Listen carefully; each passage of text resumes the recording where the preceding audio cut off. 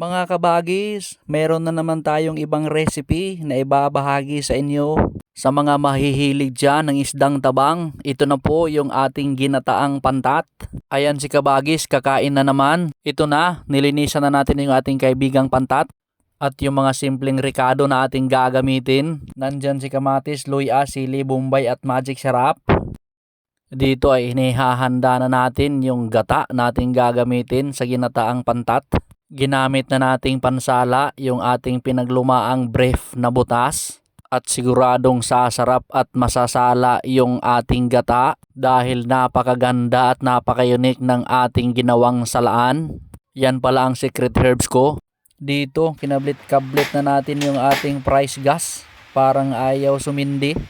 Ayan, may laman pa pala kasi sumigasiga na yung ating price gas.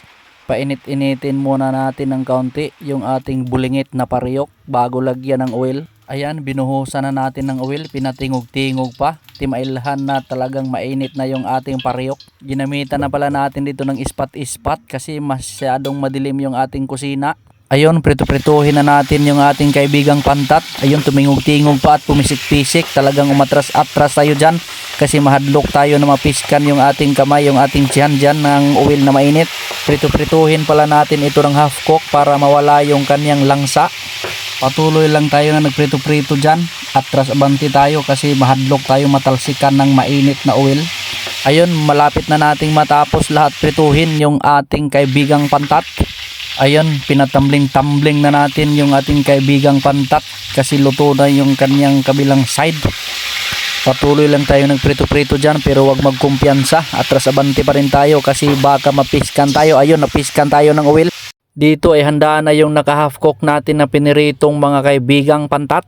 Dito ay igisa-gisa na natin yung ating bawang, luya at yung tanglad ng ating kapitbahay at yung bombay di 5-6 at si kamatis na kasing linis ng kutis ni kabagis ay atin ring ihahagis at halo-haloin natin gamit yung ating pala. Antayin na maluto. Ayun, luto na yung ating mga ricado. Isa-isa na nating binutang-butang yung ating mga kaibigang piniritong pantat. Ayan, ilagay natin lahat para sila ay atin nang maluto. Ayun, tumingog-tingog na yung ating mga ricado mercado. Dito ibubuhos na natin yung ating isang balding gata. Yan ay salang-sala kasi ginamit natin yung ating pinaglumaang kwaknit. Dito ay bubuhusan na naman natin ng kalahating sako ng magic sarap. Ayan, patak-patak, sumasarap, lalong tumatak sa sarap. Lagyan din natin ng isang palang asin. At syempre yung ating isang sakong soy sauce atin ding ilalagay.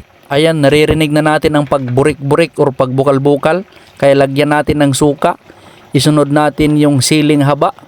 At hindi naman padadaig yung ating atsal. Iitsa-itsa rin natin dito yung ating sili na pula. Pabukal-bukalin lang natin yan at luto na yan. Ayan na si kabagis, kumakain na.